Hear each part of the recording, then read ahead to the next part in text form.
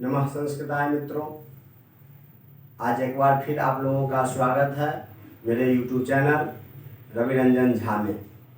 तो आइए हम आगे चलते हैं। हम चर्चा कर रहे थे दसम वर्ग में द्वादश पाठ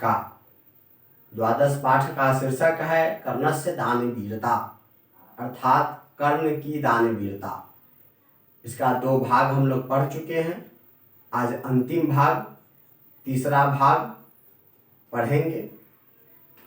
तो आइए हम एक एक पंक्ति देखते हैं, पढ़ते हैं, उसकी व्याख्या करते हैं। तो कल हम लोगों ने देखा कि कर्ण 7 विकल्प देते हैं देवराज इंद्र को, शक्रह को, कि आप ये लीजिए, आप ये लीजिए, आप ये लीजिए। अंततः कर्ण के 7 विकल्प को ठुकरा देते हैं। इसलिए ठुकरा देते हैं क्योंकि देवराज इंद्र ब्राह्मण के रूप में शक्रह बनकर आए हैं। कर्ण का देह रक्षा करने वाला कवच और कुंडल लेने के उद्देश्य से, इसलिए सर्वप्रथम कर्ण अलंकार के साथ 1000 गाय देने की बात करते हैं, जिसको नेक्षामी नेक्षामी कहकर ठुकरा देते हैं। पुनः बहुत हजार घोड़ा देने की बात करते हैं, जिसको भी नेक्षामी नेक्षामी कहकर इग्नोर कर देते हैं, ठुकरा देते हैं, नहीं लेना चाहते हैं। फिर कर्ण हाथी देने की बात करते हैं, शक्रह अर्थात इंद्र, उसको भी ठुकरा देते हैं। उसके बाद अपर्याप्त सोना देने की बात करते हैं, उसको भी ठुकरा देते हैं। उसके बाद पृथ्वी देने की बात करते हैं, उसको भी ठुकरा देते हैं। उसके बाद यज्ञ से अर्जित पुण्य देने की बात करते हैं, उसको भी ठुकरा देते हैं। अंततः कर्ण कहते हैं कि मैं अपना सिर काट कर आपको दे देता हूँ। यहाँ से हम आज पढ़ेंगे। कर्ण कहते हैं, कर्ण तेन ही मत शिरो ददामी, तेन ही मत शिरो ददामी, अर्थात मैं अपना सिर, मत शिरः मत शिरः, तो मत शिरः का संधि विच्छेद होगा मत शिरः, अर्थात मैं अपना सिर आपको देता हूँ। अब शक्रह अर्थात इंद्र, इंद्र कहते हैं अविहा, अविहा अर्थात वहां से आगे बढ़ते हुए लौटते मुद्रा में, लौटने के मुद्रा में आगे बढ़ते हुए कहते हैं अविहा, अविहा अर्थात अलविदा, अलविदा, फिर नहीं आऊंगा। जैसे ही कर्ण कहते हैं कि मैं अपना सिर आपको देता हूं, तो शक्रह अविहा, अविहा अर्थात लौटने के मुद्रा में, वापस आने के मुद्रा में वह अविहा, अविहा बोलते हुए लौटते हैं, अर्थात फिर नहीं आऊंगा। कर्ण न भेतव्यम न भेतव्यम प्रसीदतु भवान अन्यत अपि श्रूयताम। फिर कर्ण कहते हैं कि न भेतव्यम अर्थात डरे नहीं, न भेतव्यम न भेतव्यम अर्थात डरे नहीं, डरे नहीं। प्रसीदतु भवान आप प्रसन्न होइए, प्रसीदतु भवान अर्थात आप प्रसन्न होइए। अन्यत अपि श्रूयताम और भी सुनिए। आप यह 7 विकल्प जो हम दिए, यह 7 विकल्प में से आप कोई भी वस्तु लेने को तैयार नहीं हुए, तो इसके बाद भी आप सुनिए। अन्यत अपि श्रूयताम, आगे भी सुनिए। उसके बाद कर्ण एक श्लोक पढ़ते हैं, श्लोक पढ़ते हैं अंगैः सहैव जनितं मम देह रक्षा देवासुरैरपि न भेद्यमिदं सहस्रैः देयं तथापि कवचं सह कुण्डलाभ्यां प्रीत्या मया भगवते रुचितं यदि स्यात्। इस श्लोक को कर्ण पढ़ते हैं, यह कहकर कि इसके आगे भी सुनिए। अब कर्ण अपने सबसे अमूल्य, अपने जीवन की वस्तु देने की बात कर रहे हैं। इस श्लोक को आप बोर्ड पर देखें। अंगैः सहैव जनितं मम देह रक्षा देवासुरैरपि न भेद्यमिदं सहस्रैः देयं तथापि कवचं सह कुण्डलाभ्यां प्रीत्या मया भगवते रुचितं यदि स्यात्। अब कर्ण इस श्लोक को पढ़ते हैं, अर्थात अंगै, अंग शब्द का तृतीया बहुवचन है। सहैव, सह तृतीया के योग में, सह के योग में तृतीया विभक्ति लगती है, सहार्थे तृतीया सूत्र से, तो यहाँ पर सह है और एव है, वृद्धि संधि हो गई है, सह और एव सहैव। जनितम अर्थात उत्पन्न होना, उत्पन्न हुआ है। मम देह रक्षा अर्थात मम देह रक्षा अंगै सहैव जनितम, मेरे देह की रक्षा करने वाला अंगों के साथ ही जन्म लिया है। मेरे देह की रक्षा करने वाला कवच और कुंडल अंग के साथ ही उत्पन्न हुआ है, जन्म लिया है। देवासुरैरपि न भेद्यमिदं सहस्रै, अर्थात सहस्रै देवा असुरै अपि न भेद्यम इदम, इदम कवच कुंडलम, इदम कवच कुंडलम सहस्रै देवा देव असुरै अपि न भेद्यम, अर्थात इस कवच और कुंडल जो मेरे जन्म से ही मेरे अंग के साथ जन्म लिया है, वह कवच और कुंडल को देव और असुर भी नहीं भेद सकते हैं, अर्थात नहीं तोड़ सकते हैं। कितने देव और असुर? तो सहस्त्रै, हजारों देवता और हजारों असुर भी इस मेरे अंग के साथ जन्म लिए कवच और कुंडल को नहीं भेद सकते हैं, नहीं तोड़ सकते हैं। देयम तथापि, तथापि देयम तथापि कवचम सह कुंडलाभ्याम, फिर भी, तथापि अर्थात फिर भी मैं आपको कवच और कुंडल देता हूँ, फिर भी मैं आपको कवच और कुंडल देता हूँ। प्रीत्या, कैसे देता हूँ? प्रीत्या मया भगवते रुचितम यदि स्यात्, रुचितम अर्थात रुचिकरम, यदि आप लेना चाहते हैं, यदि आपकी इच्छा है तो मैं प्रीत्या प्रसन्नता पूर्वक, मया मैं भगवती आपको, भगवन शब्द है, भगवन शब्द का चतुर्थी एक वचन है, तो भगवते, भगवत का चतुर्थी एक वचन है भगवते, अर्थात आपको। रुचितम स्यात्, यदि आपको रुचि है, इच्छा है मेरे कवच और कुंडल लेने में, तो मैं आपको वह कवच और कुंडल देता हूँ, जो हजारों देवता के द्वारा, हजारों असुर के द्वारा भी अभेद्य है, अर्थात वह नहीं टूट सकता है, जो मेरे जन्म से ही अंग के साथ उत्पन्न हुआ है, ऐसा कर्ण कहते हैं। अब इस श्लोक का अन्वय देखिए।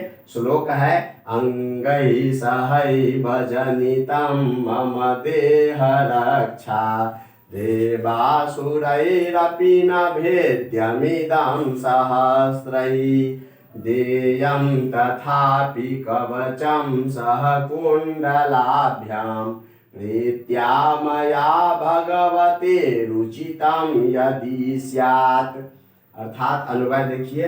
सहस्रै देवासुरै, देव असुरै, अपि न भेद्यम इदं मम देह रक्षा अंगै सहैव जनितम, तथापि यदि भगवते रुचितम स्यात् कुंडलाभ्याम सह कवचम प्रीत्या अहम ददामि, अर्थात प्रसन्नता पूर्वक मैं देता हूँ। इसका भावार्थ देखिए। मेरा जन्म इन कवच कुंडलों के साथ हुआ है, यह देह रक्षा, अर्थात देह रक्षा मतलब देह की रक्षा करने वाला, यह कौन? कवच और कुंडल। यह कवच कुंडल देह रक्षा हजारों देवता तथा दानवों के द्वारा अभेद्य है, फिर भी यदि आपको कवच और कुंडल लेने की इच्छा है तो मैं प्रसन्नता पूर्वक देता हूँ, मैं प्रसन्नता पूर्वक देता हूँ, अर्थात मैं कर्ण प्रसन्नता पूर्वक देता हूँ, ऐसा कर्ण कहता है। कब? जैसे ही कर्ण कहा इससे पहले कि मैं अपना सिर काट के आपको देता हूँ, तो लौटने की मुद्रा में सक्रह अर्थात ब्राह्मण वेशधारी इंद्र जब लौटने लगे अब यहाँ बोलकर, तो वह कहता है कि आप डरे नहीं, आप डरे नहीं, आप प्रसीदतु भवान, न भेतव्यम प्रसीदतु भवान, प्रसन्न होइए, अन्यतपि श्रूयताम, अन्य भी सुनिए। और यह कहकर यह श्लोक पढ़ा, अर्थात अपने देह रक्षा करने वाले कवच और कुंडल के महत्व को दर्शाया। यह कवच और कुंडल मेरे लिए कितना महत्वपूर्ण है, फिर भी यदि आप यह लेना चाहते हैं, तो मैं आपको देता हूँ। यही इंद्र चाहते थे। यह 8वां विकल्प है। इससे पहले 7 वस्तु इंद्र ठुकरा दिए और 7 बार इससे पहले कर्ण देने की प्रार्थना कर चुके हैं। इसके बाद देखिए क्या होता है। सक्रह, जैसे ही यह कहें तो यह सुन करके अब आगे सक्रह सहर्षम ददातु, ददातु सहर्षम, हर्षेन सह, प्रसन्नता पूर्वक, प्रसन्नता पूर्वक कहते हैं ददातु, ददातु दीजिए दीजिए, खुश होकर कहते हैं कि दीजिए दीजिए, क्योंकि उनका लक्ष्य तो यही था, कर्ण को कमजोर करना। अब देखिए यह कितना महत्वपूर्ण है कि सहस्त्रैः देवासुरैः अपि न भेद्यम इदम, इदम अर्थात कवच कुंडलम, इदम कवच कुंडलम सहस्त्रैः देवैः असुरैः अपि न भेद्यम। यह कवच और कुंडल हजारों देवता के द्वारा और हजारों दानवों के द्वारा भी अभेद्य है। और अंगै सहैव जनितम मम देह रक्षा, मेरे अंग के साथ ही इसका जन्म हुआ है मेरे शरीर में। इतना जानते हुए भी अंगराज कर्ण उसको देने की बात करते हैं। तो कहते हैं सक्रह सहर्षम ददातु ददातु, वह प्रसन्न होकर कहते हैं कि दीजिए दीजिए। कर्ण आत्मगतम, अब कर्ण मन में सोचते हैं, मन ही मन सोचते हैं, ब्रैकेट में लिखा है आत्मगतम, अर्थात अपने आत्मा में विचार करते हैं। एषः एव अस्यः कामः, यही इसकी इच्छा है। एषः एव अस्यः कामः, कामः अर्थात इच्छा, मनोकामना, यही इसकी इच्छा है। किं नु खलु अनेक कपट बुद्धेः कृष्णस्योपायः, कहता है कि किं नु खलु अनेक कपट बुद्धे कृष्णस्योपाय, बुद्धि का षष्ठी एक वचन है बुद्धे, और कृष्णस्य उपाय अर्थात निश्चय ही कपट बुद्धि वाले श्री कृष्ण की यह उपाय है।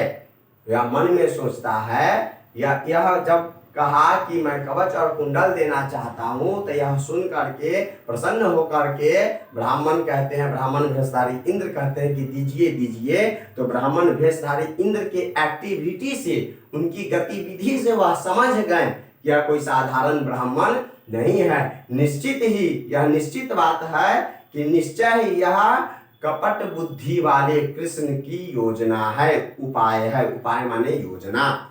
सुअपि भवतु, सुअपि भवतु वह भी हो, सह अपि भवतु, इसको संधि करके लिखा है सोपि भवतु वह भी हो। अब कहते हैं कि धिक अयुक्तम अनुशोचितम, अर्थात धिक्कार है, अनुचित सोचना। मैं तो दानी हूं, चाहे जिसकी भी योजना हो, जिसका भी कपट बुद्धि वाले की योजना हो या जिसके भी योजना हो, ऐसा निगेटिव सोचना मेरे लिए बेकार है, क्योंकि मैं दानी हूं, मेरा धर्म है दान करना। इसलिए धिक अयुक्तम अनुशोचितम नास्ति संशय, इसमें संशय करना नहीं चाहिए, अनुचित सोचना बेकार है। प्रकाशम, इतना सोच रहे थे अभी तक, अब कहता है प्रकाशम, अर्थात अब नाटक में भाष लिखते हैं कि प्रकाशम अर्थात अब बोलेंगे। ये अभी तक सोच रहे थे, क्या सोच रहे थे? जैसे ही वह कवच और कुंडल देने की बात कहें तो ब्राह्मण भेषधारी इंद्र प्रसन्न हो गए और कहते हैं कि दीजिए। तो उनके लेने की बात पर वह सोचने लगे कि यह निश्चय ही कपट बुद्धि वाले कृष्ण की योजना है। चलिए ये भी सही, अगर योजना है तो भी मैं देता हूं, मेरे लिए बेकार है निगेटिव सोचना, अनुचित सोचना। और यह इतना सोच करके फिर प्रकाशम अब बोलते हैं गृहताम, ले लीजिए, गृहताम माने ले लीजिए। अब शल्यराज, अब अंग देश के राजा थे कर्ण, और कर्ण का जो सारथी था वह शल्य था। कर्ण का जो सारथी था, रथ चलाने वाला था, तो कर्ण को बचाने के लिए, कर्ण की रक्षा करने के लिए शल्य कहते हैं कि अंगराज न दातव्यम, न दातव्यम, दातव्यम लिखता है, दा धातु में तब्यत प्रत्यय है। तब्यत प्रत्यय का प्रयोग चाहिए अर्थ में किया जाता है, अर्थात कहता है शल्या कि हे अंगराज, संबोधन करता है कि हे अंगराज न दातव्यम, न दातव्यम, अर्थात हे अंग देश के राजा, यह कवच और कुंडल आपको नहीं देना चाहिए। न दातव्यम, न दातव्यम, नहीं देना चाहिए, नहीं देना चाहिए। अब कर्ण कहते हैं शल्यराज अलम अलम वारयितुम पश्य, हे सारथी मुझे मत रोको। अलम अलम वारयितुम पश्य, कहते हैं कि हे सारथी तुम मुझे मत रोको। पश्य देखो, अब कहते हैं कि पश्य देखो। इसके बाद फिर एक श्लोक पढ़ते हैं। इस श्लोक को हम आपको यहाँ दिखा रहे हैं बोर्ड पर।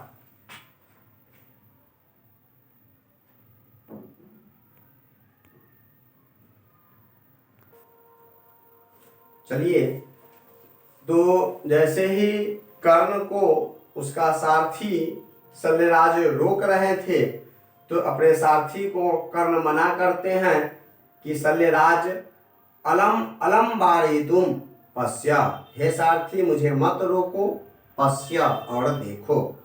इसके बाद एक श्लोक पढ़ते हैं कर्ण और उसके महत्व को बताते हैं। क्या श्लोक पढ़ते हैं? तो श्लोक पढ़ते हैं कि शिक्षा क्षयं गच्छति काल पर्ययात्, सुबद्ध मूला निपतन्ति पादपः, जलम जल स्थान गतम च शुष्यति, भूतम च दत्तम च तथैव तिष्ठति। आप श्लोक को यहाँ देख सकते हैं कि शिक्षा क्षयं गच्छति काल पर्ययात्, सुबद्ध मूला निपतन्ति पादपाः, जलम जल स्थान गतम च शुष्यति, भूतम च दत्तम च तथैव तिष्ठति।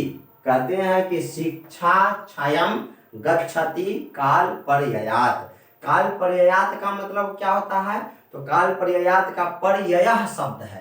कालस्य पर्ययः काल पर्ययः, कालस्य पर्ययः, पर्ययः का मतलब होता है परिवर्तन।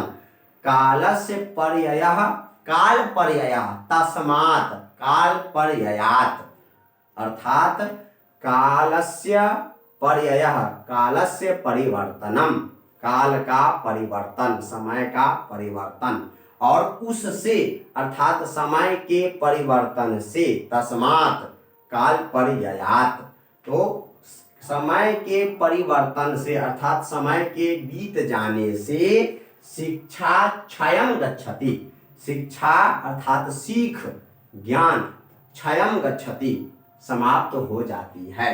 सुबद्ध मूला निपतन्ति पादपा, सुबद्ध मूला यह जो है विशेषण है किसका? तो पादपाह का विशेषण है।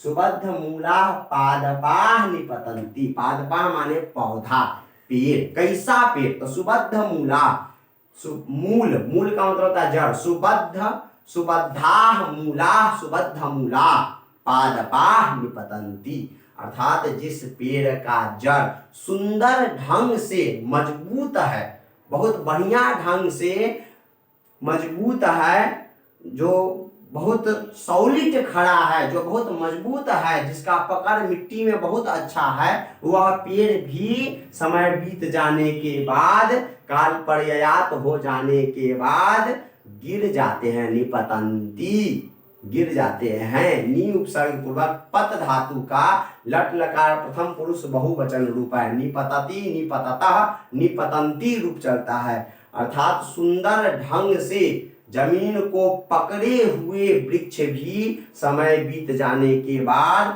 धराशायी हो जाते हैं, कमजोर पड़ जाते हैं और गिर जाते हैं। जलम जल स्थान गतम च शुष्यति, और क्या होता है? तो जल सूख जाता है, या जल स्थान गतम, या जल जिस स्थान पर चला गया, नदी या तालाब में चला गया, वह नदी और तालाब भी समय के बीत जाने के बाद सूख जाता है।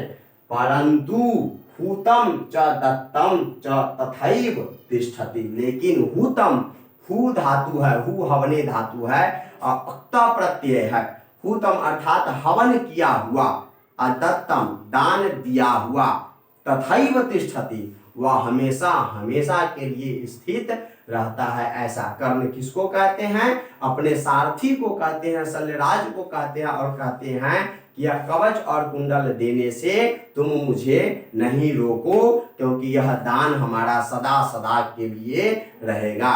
समय बीत जाने के बाद मेरा ज्ञान समाप्त हो जाएगा। जिस प्रकार समय बीत जाने के बाद जल और जल का जो स्थान नदी या तालाब है वह सूख जाता है, जल सूख जाता है, अच्छे ढंग से मजबूत पकड़ वाले वृक्ष गिर जाते हैं, शिक्षा समाप्त हो जाती है, वैसे ही हम भी समाप्त हो जाएंगे, लेकिन मेरा दिया हुआ दान कभी समाप्त नहीं होगा। कीर्ति यस्यः स जीवति, जिसकी कीर्ति जिंदा है उसकी शरीर हमेशा के लिए, उसका शरीर जिंदा रहता है। कीर्ति यस्यः स जीवति, जिसका कीर्ति जिंदा है वह हमेशा हमेशा के लिए जिंदा रहता है, ऐसा समझाते हैं अंगराज कर्ण अपने शल्य को, अपने सारथी को, इसलिए तुम मुझे मत रोको। और उसके बाद कहते हैं, उसके बाद तस्मात् गृह्यताम, इसलिए निकाल करके, निकृत्य ददाति, इसके बाद निकाल करके वह दे देते हैं। तस्मात् गृह्यताम, इसलिए हे शक्र आप लीजिए, गृह्यताम ग्रहण कीजिए। इतना पढ़ करके उसको समझा देते हैं। वह रोक रहा था शल्य, तो वह भी मान जाता है, नहीं रोकता है, और निकृत्य निकालते हैं, चाकू से निकालते हैं अपने शरीर को पीड़ा दे करके, और फिर इंद्र को दे देते हैं। यहाँ तक कि यह कथा समाप्त हो गई, लेकिन इसके आगे की कथा यह सुनी जाती है कि निकाल के देने के बाद जो है वह पहचान लेते हैं कि हे देवराज इंद्र, आप हमारे पास मांगने के लिए आए, मेरा यह कुटिया, मेरा यह शरीर, मैं धन्य हो गया हूँ। इतने में इंद्र लज्जित हो जाते हैं और अपने असली रूप में आ जाते हैं, ब्राह्मण भेषधारी से असली रूप में आ जाते हैं, और सुना जाता है कि एक बाण देते हैं और कहते हैं कि यह बाण तुम जिस पर चला दोगे, चाहे वह देवता हो, दानव हो, किन्नर हो, यक्ष हो, गंधर्व हो, राक्षस हो, कोई भी हो, वह यह बाण व्यर्थ नहीं जाएगा, यह बाण उसको निश्चित रूप से मार गिराएगा। और वही बाण अंगराज कर्ण अपने तर्कस में अर्जुन के लिए सुरक्षित रख देते हैं, अर्जुन के नाम पर। लेकिन जैसे ही महाभारत की लड़ाई में, रणभूमि में अर्जुन से सामना होना रहता है, कर्ण की बारी आती है, तो भगवान श्री कृष्ण अर्जुन के जो सखा हैं वह सारी बात जानते रहते हैं, वो तो अंतर्यामी है, सारी बात जानते हैं, वह तब तक बचाते रहते हैं जब तक कर्ण के पास इंद्र का दिया हुआ वह बाण रहता है। और उस बाण को खर्च कराने के लिए भीम का एक बेटा रहता है घटोत्कच, उस युद्ध के मैदान में भगवान कृष्ण घटोत्कच को बुलाते हैं, और घटोत्कच आते हैं और उस युद्ध के मैदान में कौरव सेना पर भारी पड़ जाते हैं। तो जब भारी पड़ जाते हैं तो उसके आक्रमण को रोकने के लिए दुर्योधन अपने मित्र कर्ण को आदेश करता है कि मित्र क्या सोचते हो, वह बाण चलाओ, और वह बाण चला देता है जो अर्जुन के लिए रखे हुए रहता है, और तब वह कमजोर पड़ जाता है, वह पूर्ण रूप से कमजोर पड़ जाता है। तब भगवान श्री कृष्ण अर्जुन को कर्ण के सामने आने देते हैं और कर्ण इस प्रकार मर जाता है। तो यह कर्णस्य दानवीरता, इस पाठ के द्वारा यह दिखाया गया कि कर्ण सब कुछ जानते हुए भी प्राणों से प्यारे अपने कवच और कुंडल को बिना कुछ सोचे समझे अपने सारथी शल्य के मना करने के बाद भी अपनी कीर्ति को बचाने के लिए वह दान कर देता है, दे देता है। इसलिए कहा गया है कि मूर्ति से कीर्ति बड़ा, बिना पंख उड़ जाए, मूर्ति तो जाती रहे, कीर्ति कबो न जाए। इसलिए आज भी धरती पर कर्ण की दानवीरता प्रसिद्ध है, कर्ण की दानवीरता प्रशंसनीय है, और युगों युगों तक कर्ण को दानवीर कहा जाएगा। बहुत बहुत धन्यवाद, आभार। आप मेरे इस वीडियो को अधिक से अधिक शेयर करें, लाइक और सब्सक्राइब करें। धन्यवाद।